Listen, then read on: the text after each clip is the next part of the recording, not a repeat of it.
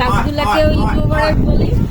আমার গাছগুলা অবস্থা কেমন দেখবো আজকে একটু, কারণ কি বলবো, একদিন দেখি নেই, মনে হয় যেন 1 বছর আমি আমার গাছগুলারে দেখি নেই। তো যাই হোক, আমিও দেখি গাছগুলার কি অবস্থা, আপনারাও দেখেন।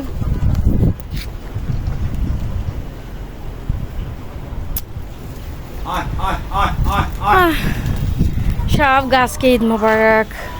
ও মাশাআল্লাহ মাশাআল্লাহ, এ দেখছেন মাছি পোকার কাজ। এই পেয়ারাগুলো হচ্ছে হালকা হালকা একটু লালচে হয়ে আসতেছে। আর কষ্টের কথা কি বলবো, এই যে এইগুলো হচ্ছে অতি বৃষ্টির কারণ।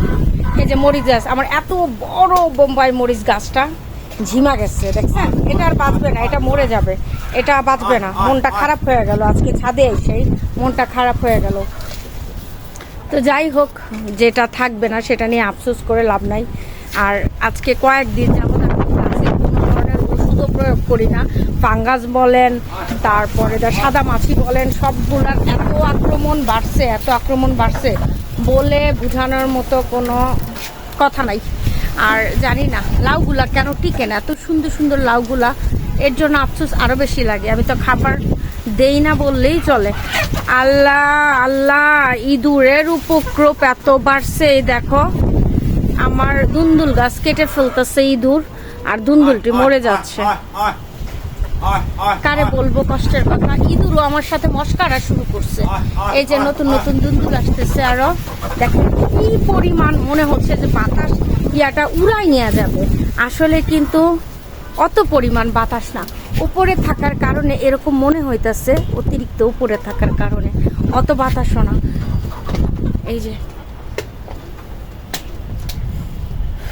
কি বলবো, বাগানের অবস্থা দেখে আসলে মনটা খারাপ হয়ে গেছে।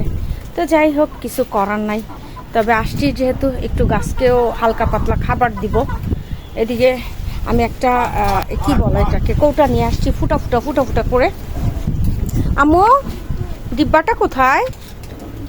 বোতল কেটে নিয়ে আসছি। সত্যি কথা বলতে প্রতিনিয়ত একটু ব্যস্ত আছি, একটু ঝামেলা আছি, দৌড়াদৌড়ি কারণে ঠিক মতো গাছকে খাবারও দিতে পারি না।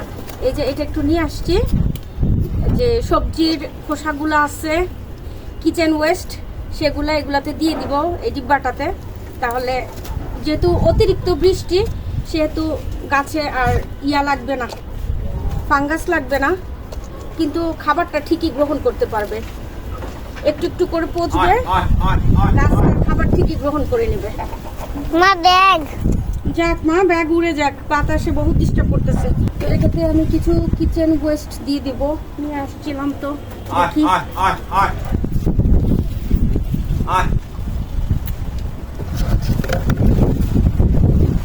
আর যখনই কিচেন ওয়েস্ট ব্যবহার করবেন, সাথে সামান্য পরিমাণ ছত্রাকনাশক ব্যবহার করবেন। আমার মনে ছিল না বাসা থেকে নিয়ে যাওয়ার জন্য, তো চিন্তা করলাম আবার আসবো, এভাবেই কিচেন ওয়েস্টগুলো আমি ডিব্বার ভিতরে দিয়ে দিব।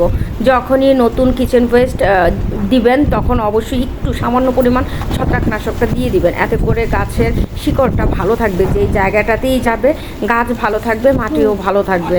তো সত্যি কথা বলতে আম্মুকে নিয়ে দৌড়াদৌড়ি, ঈদ, সব কিছু মিলিয়ে একদম অজবরল অবস্থা।